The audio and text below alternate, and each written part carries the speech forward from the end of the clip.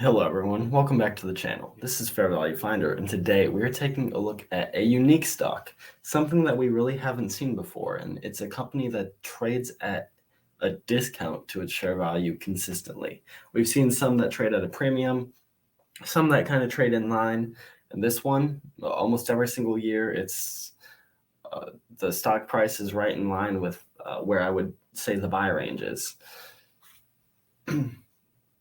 So I've adjusted a little bit, and I'm only giving one line here.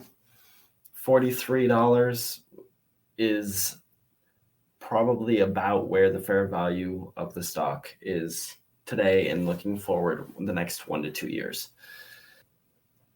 Now there are some big declines that are expected in the stock, and that's why we see a drop down from almost touching 60 down to almost 30. So the stock price has been nearly cut in half from its peak. And when we get into the numbers, we'll see why that is.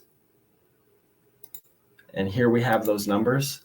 And right off the bat, we see that 2022 revenue was over $100 billion.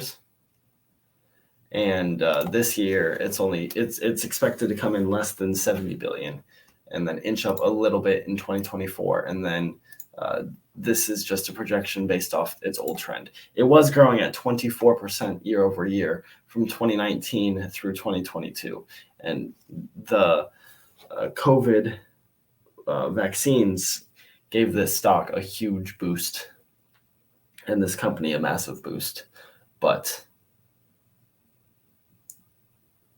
pharmaceuticals are a tough business, and it's very heavy in cash flow, and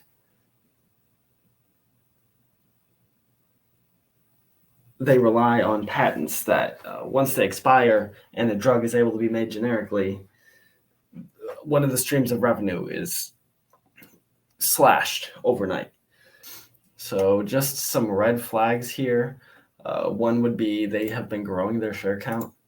They shrunk it from 2019 to 2020, but then they grew it from 2020 to 2021, and they grew it again. And so since they're on a trend of growing it, we project that out. And the equity that you as a shareholder have is being diluted year over year, which is not something that we want in a stock that we own. Cash flows a little bit all over the place. At least expect 20% of the revenue to flow all the way down into free cash. They've been good about growing assets and shrinking liabilities. The tangible book value was very negative in 2019. They were able to bring it to a very good point in 2021, and it was on a bit of a decline. So if they can get back to that growth trend, we'd be looking for something more in line with 2021, but we will have to see about that. Dividend, they're just a strong dividend company, paying at the moment almost 4.5%. Typically, they pay somewhere in the 3% range. They tend to have a very low PE because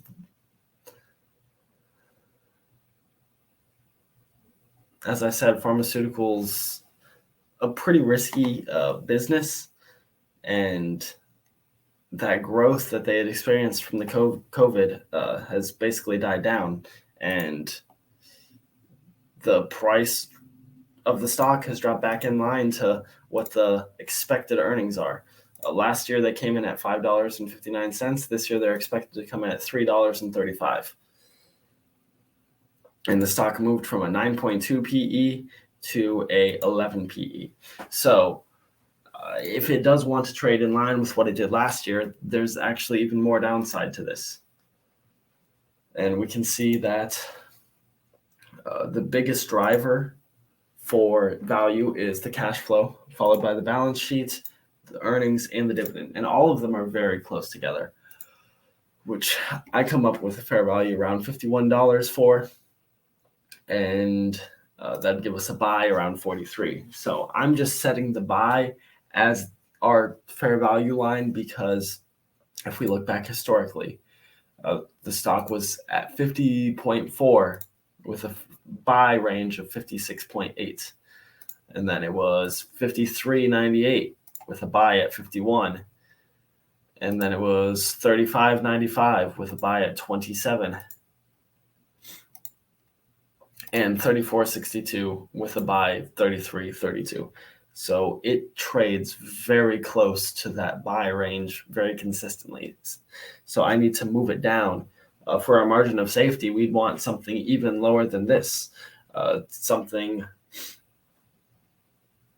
under 35 for today's share value would be the most ideal. They have a decent and growing ROE. The share count is a big issue for me. Expenses as a portion of revenue have been on the decline, kind of. They hopped up in 2020. They're down to the lowest point as of the end of last year. And they've basically broken off almost all these trends that we had seen with their revenues being slashed down to 2/3 of what they were previously.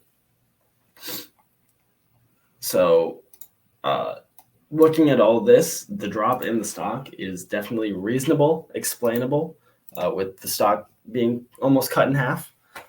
The earnings have almost been cut in half. And the revenue has been cut down to 2/3 of what it was. So this is a stock that I'm definitely going to give a hold. I don't think that they're going away. They're not awful.